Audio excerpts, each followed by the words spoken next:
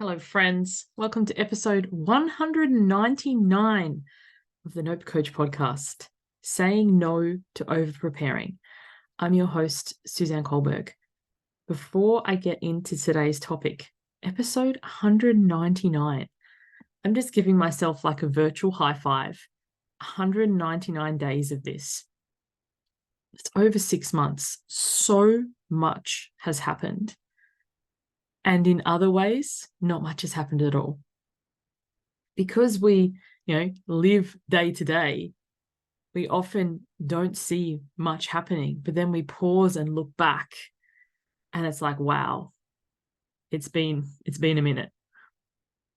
And the other thing I want to say before I dive into today is I'm freshly back. If you're watching me on YouTube, I think I'm almost sunburned. My kids' school, since COVID, they've kind of taken the lockdown part and run with it, as in parents aren't allowed on the grounds. They've just never reopened to us. We have to wait outside the grounds for our kids. And in many ways, that works really well. There's not much crowding. There's ease to move around because, it's a small campus with a lot of children. Anyway, today, they've recently revamped. I think I spoke to it on an episode. I can't remember how many episodes ago about, scaffolding, where they were taking down the scaffolding to open up the new buildings. And so they had what was called open classrooms, where the parents were invited to attend. There was a 1-hour block where we were allowed to come. And I have 2 children enrolled at the school. And so when I got there, I was like, I'll spend the first half an hour with one child and I'll spend the other half an hour with the other child to make it fair. So I set an alarm. The first child I saw was my son, Casimir. And he was prepared for me to arrive.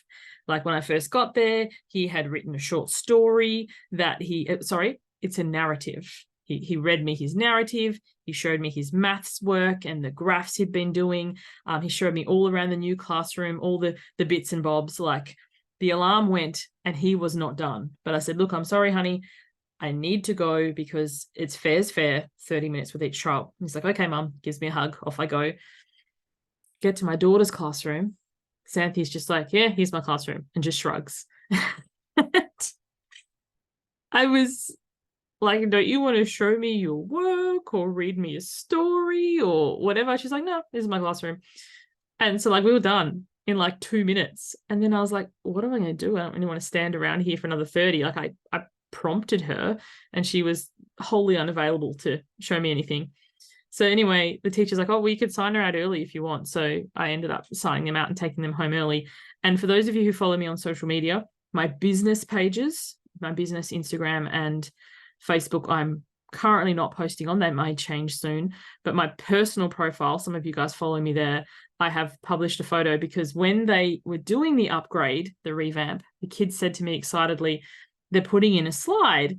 And I was like, tell them they're dreaming. Like, this is a school that's on a very small amount of ground. They don't even have any play equipment, and they're going to put in a slide between the levels. Like, seriously. Anyway, when I get there today, the one thing, Xanthi was not excited at all about showing me her classroom, but she took me to the slide and proudly gestured to it and was like, see?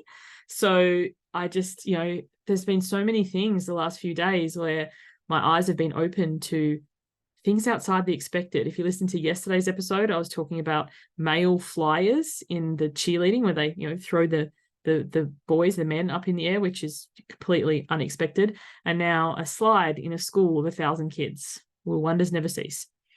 Anyway, today's topic, I have received quite a bit of feedback from yesterday's episode saying no to overthinking and how much people really appreciated it. So in that vein, today, because it's still November, saying no to over-preparing. I am not saying don't prepare at all. Be completely haphazard, fly by the seat of your pants, unless that's your jam. Like, some people are wired that way. But when I say no to over-preparing, what I'm meaning is I see so many people who whittle away and create and, do things in the quiet, perfecting it, and never actually getting anyone's eyes on it, especially if you're someone who is what I lovingly refer to as a wantrepreneur. You're not quite stepped into the entrepreneur world yet. You haven't actually asked anyone to pay you. I was there for a long time. My husband said to me on one occasion, which really hurt my feelings, but was the wake-up call I needed. It's like, Suze, do you have a business or an expensive hobby? And I was like, damn. So this may be you. You tell yourself that you're preparing. You're like, I'm just perfecting my colors and my fonts, and I'm just editing my manuscript, or I'm going to write my entire sequence of blogs or emails first. I'm going to have all my I's dotted and my T's crossed, and it's going to be fabulous before I put it out there. And if that's you, and the chances are when you put it out there, you'll be putting it out there to crickets, because nobody knows your name and nobody's glad you came. They don't know who you are yet. By putting it out there and getting real world feedback, like, are people even interested in this thing that you have done? Back in 2020, I created this course. It was completely pre-recorded. Normally I do things live.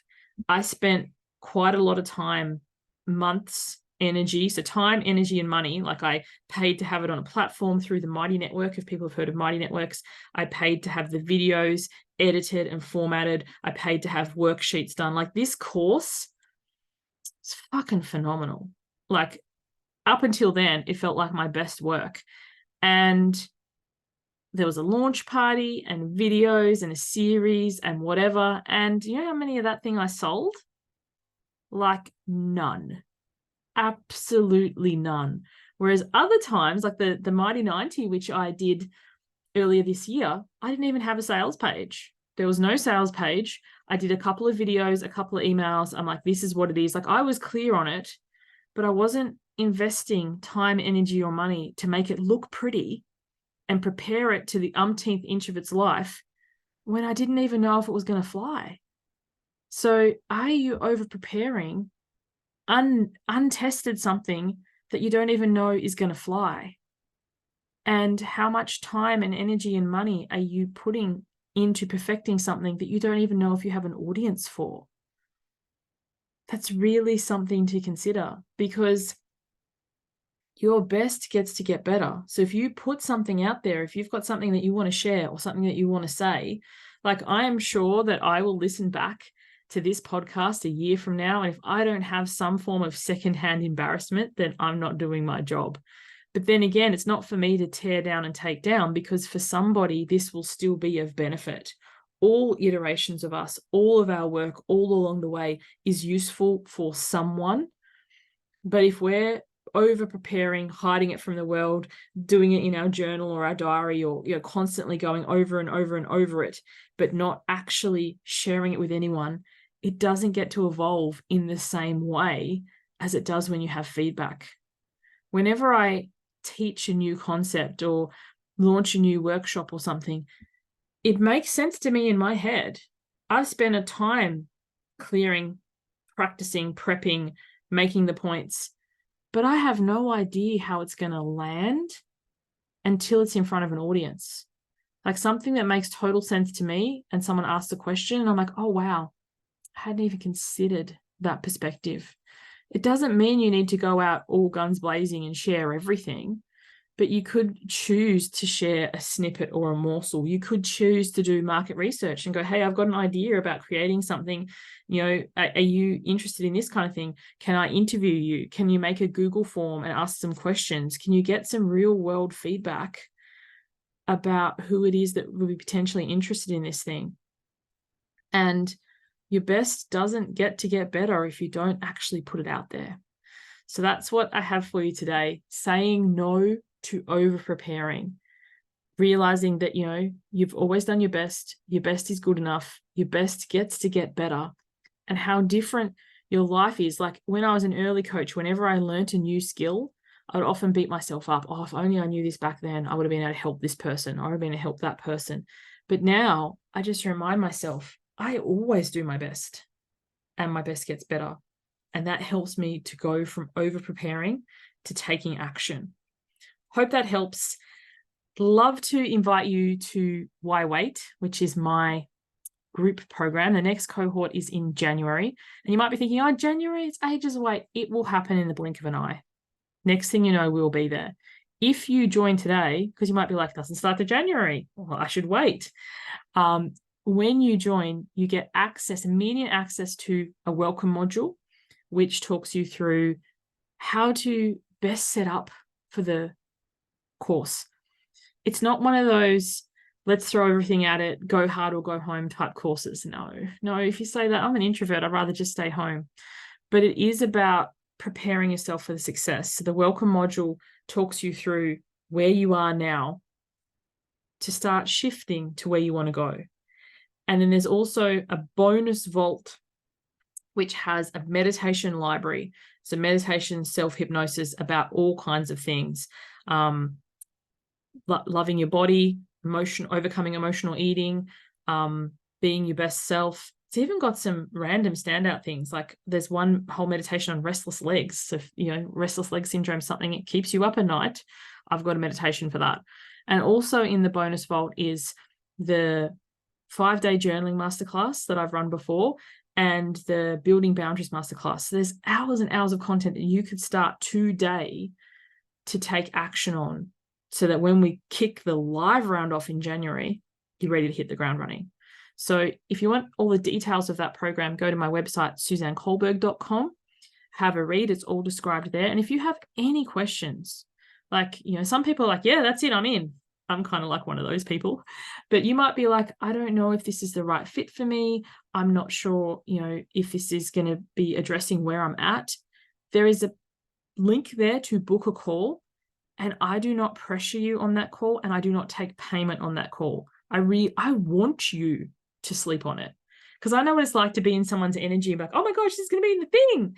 And the next day be like, oh, buyer's remorse. I don't want anyone in the program for buyer's remorse. So if we have that call, I really want you to know you're not going to feel pressured, and I will encourage you to mull it over, because yes, it's an investment of money, 100%, but money is only one currency. It's also an investment of time to do the program, to get the most out of it, and an investment of energy on both of our parts. So I really want you to come in with like clear eyes, full heart, ready to go. So yeah, head over to my website, check that out. Thank you for tuning in. Catch you on the next one. Bye for now.